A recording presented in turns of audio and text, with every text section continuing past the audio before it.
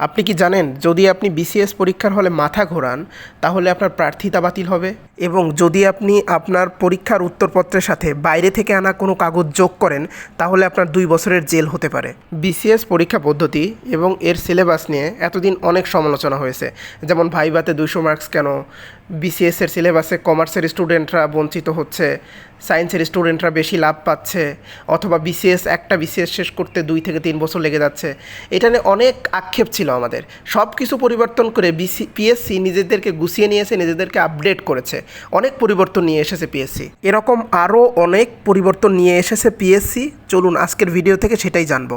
প্রথম পরিবর্তনটা হলো পিএসসি বা পাবলিক সার্ভিস কমিশন চাচ্ছে একটা বিসিএস 1 বছরের মধ্যে শেষ করতে। আগে যেটা শেষ করতে 2 থেকে 3 বছর লেগে যেত। এটা অবশ্যই যুগান্তকারী একটা পরিবর্তন। প্রত্যেক বছরের জানুয়ারিতে সার্কুলার হবে এবং ডিসেম্বরের মধ্যে প্রিলি, রিটেন, ভাইবা সহ সমস্ত নিয়োগ প্রক্রিয়া সম্পন্ন করবে পিএসসি। তাহলে বুঝতেই পারছেন, যখন 1 বছরের মধ্যে বিসিএস শেষ হবে, রিটেনের জন্য প্রিপারেশনের কিন্তু সময় খুব একটা বেশি পাবেন না।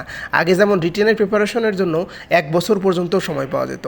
এজন্য সবচেয়ে বুদ্ধিমানের কাজ হয় আপনি যদি প্রিলি এবং রিটেনের প্রিপারেশন একসাথে নেন। তাহলে পিএসসি ইতোমধ্যেই তাদের এই পরিবর্তনগুলো প্রয়োগ করার জন্য নতুন 4 জন সদস্য নিয়োগ দিয়েছে, যেখানে 3 জন সাবেক সচিব এবং 1 জন সাবেক পুলিশ কমিশনার ঢাকা মেট্রোপলিটন পুলিশের। দ্বিতীয় পরিবর্তনটা হলো বিসিএস সিলেবাসে পরিবর্তন। অর্থাৎ আগে যেমন সিলেবাস নিয়ে অনেক কথা হতো যে বিজ্ঞান এবং ম্যাথে সায়েন্সের স্টুডেন্টরা বেশি সুযোগ পাচ্ছে, এজন্য এখন থেকে নেক্সট বিসিএসের পরীক্ষাগুলোতে বিজ্ঞান এবং ম্যাথ শুধুমাত্র এসএসসি লেভেলের বই থেকে করা হবে। অর্থাৎ এসএসসি লেভেলে বা মাধ্যমিক লেভেলে আমরা যে ম্যাথ এবং বিজ্ঞানগুলো পড়ে এসেছি সেই লেভেলের প্রশ্ন করা হবে, অথবা সেই সব সাবজেক্ট থেকে প্রশ্ন করা হবে। এইখানে এইভাবে যদি আসলেই প্রশ্ন করা হয় তাহলে কিন্তু সায়েন্সের স্টুডেন্টরা যেমন আগে সুযোগ পেত, এখন আর ওই রকম সুযোগ পাবে না। অর্থাৎ লেভেল প্লেয়িং একটা ফিল্ড তৈরি হলো। এখানে আর্টস, কমার্স, সায়েন্স সবাই সমান সুযোগ পাবে। আপনি যদি 40তম বিসিএসে যান, দেখবেন ডাক্তার, ইঞ্জিনিয়ার, বুয়েট এগুলো থেকে সবচেয়ে বেশি জেনারেল ক্যাডার পেয়েছে। এবং এভাবে চলতে থাকলে তো আসলে আর্টস আর কমার্সের পোলাপান বঞ্চিত হতেই থাকতো। সেই জায়গা থেকে আমি মনে করি এটা একটা যুগান্তকারী পরিবর্তন আপনাদের জন্য, যারা আর্টস এবং কমার্সে আছেন। আপনারা যদি 9-10-এর এই ম্যাথ এবং বিজ্ঞানটা খুব ভালোভাবে পড়তে পারেন তাহলে আপনারা ভালো করবেন ইনশাআল্লাহ। তৃতীয় পরিবর্তনটা হলো নন ক্যাডার নিয়ে। কয়েকদিন আগেও যেমন নন ক্যাডার নিয়ে অনেক আন্দোলন হলো, এটা নিয়ে আসলেই অনেক সমস্যা ছিল। কারণ আগে নন ক্যাডারের পদ সংখ্যা নির্দিষ্ট থাকতো না, নিজেদের মতো করে নিয়োগ দিত আস্তে আস্তে। অর্থাৎ একটা বিসিএস থেকে আরেকটা বিসিএস নিয়োগের আগ পর্যন্ত যতগুলো নিয়োগ আসতো পিএসসির আন্ডারে সবগুলো নিয়োগকেই নন ক্যাডারের মধ্যে ফেলা হতো এবং সেভাবে নিয়োগ দেওয়া হতো। এখন থেকে যেটা করা হয়েছে যে বিসিএস সার্কুলারের সময় যেমন ক্যাডার সংখ্যা নির্ধারিত থাকে, সেমভাবে নন ক্যাডারের সংখ্যাও নির্ধারিত থাকবে যে এই নন ক্যাডার থেকে এতজন নিবে। সাপোজ ধরেন সাব রেজিস্ট্রার থেকে 10 জন নিবে, ওই 10 জনই নিবে। অথবা ধরেন যে সমাজসেবা অফিসারে 15 জন নিবে, ওই 15 জনই নিবে। যেভাবে ক্যাডারে ধরেন প্রশাসন ক্যাডারে 50 জন নিবে, ওই 50 জনই নেয়। সো নন ক্যাডার সংখ্যাও এখন থেকে নির্ধারিত থাকবে। আপনারা নিজেরাই বুঝতে পারবেন যে আসলে আমি এত সিরিয়ালের মধ্যে থাকলে আমি নন ক্যাডার পেতে পারি।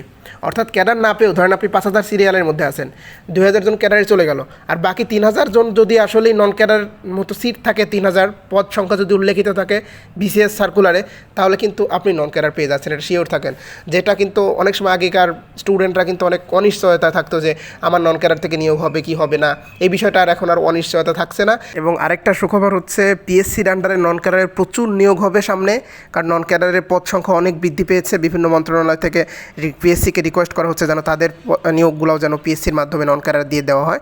আরেকটা পরিবর্তন হলো বিসিএস ভাইবা পদ্ধতিতে পরিবর্তন। যদিও বিসিএস ভাইবার মার্কসে কোনো পরিবর্তন হয়নি, অর্থাৎ আগে যেমন 200 মার্কস ছিল এখনও 200 মার্কসই আছে। যদিও আশা করা যাচ্ছে ভবিষ্যতে হয়তো 200 মার্কস আর থাকবে না, 100 মার্কসে কনভার্ট করা হবে। ভাইবাতে যে পরিবর্তন হয়েছে সেটা হচ্ছে আপনাকে ভাইবা বোর্ডে আর আপনার জেলার নাম, আপনার ধর্ম অথবা আপনার বিশ্ববিদ্যালয়ের নাম জিজ্ঞাসা করা হবে না। এটা করা হয়েছে কারণ হচ্ছে যে অনেক সময় ভাইবা বোর্ডে যারা থাকেন তারা বায়াসড হয়ে যান, মানে পক্ষপাতিত্ব এরকম টাইপের হয়ে যান। ধরেন যে ভাইবা বোর্ডে একজন আছেন যিনি ঢাকা জেলার, সো আপনিও ঢাকা জেলার, তখন হয়তো আপনার প্রতি পক্ষপাতিত্ব হয়ে নাম্বার বেশি দিয়ে দিতে পারে। অথবা ভাইবা বোর্ডে এমন একজন আসেন যিনি হচ্ছেন আপনার ইউনিভার্সিটির, আপনি যে ইউনিভার্সিটিতে পড়েছেন সেই ইউনিভার্সিটির, তখন কিন্তু তিনি বায়াসড হয়ে আপনার বেশি নাম্বার দিতে পারেন। অথবা অনেক সময় দেখা যায় যে অন্য ইউনিভার্সিটির নাম শুনলে তাকে অনেক সময় ছোট করা হয়, বা তার অনেক সময় করা হতেই পারে মানুষ হিসেবে। তো এই জায়গা থেকে যাতে আর ভাইবা বোর্ডের সদস্যরা আপনার সম্বন্ধে কোনো কিছু না জেনে একদম নিউট্রাল পয়েন্ট থেকে যাতে আপনাকে জাজ করতে পারেন আসলে আপনি কে, অথবা আপনার ফ্যামিলি ব্যাকগ্রাউন্ড সম্বন্ধেও জানতে পারবেন না, শুধুমাত্র আপনার নলেজ দ্বারা আপনাকে জাজ করা হবে। আপনার ইউনিভার্সিটি আপনার পরিচয়, মেন পরিচয় না, আপনার জেলা আপনার মেন পরিচয় না, আপনার ধর্মও কখনো আপনার মেন পরিচয় হতে পারে না। আপনি কতটুকু জানেন সেটার উপর ডিপেন্ড করে ভাইবা বোর্ডে এখন থেকে নাম্বার দেওয়া হবে। সো এটাও একটা যুগান্তকারী পরিবর্তন। এটার মাধ্যমে আশা করছি যে অনেকেই আগে যেমন বিভিন্ন বৈষম্যের শিকার হতেন, এখন আর সেই বৈষম্যের শিকার হবেন না।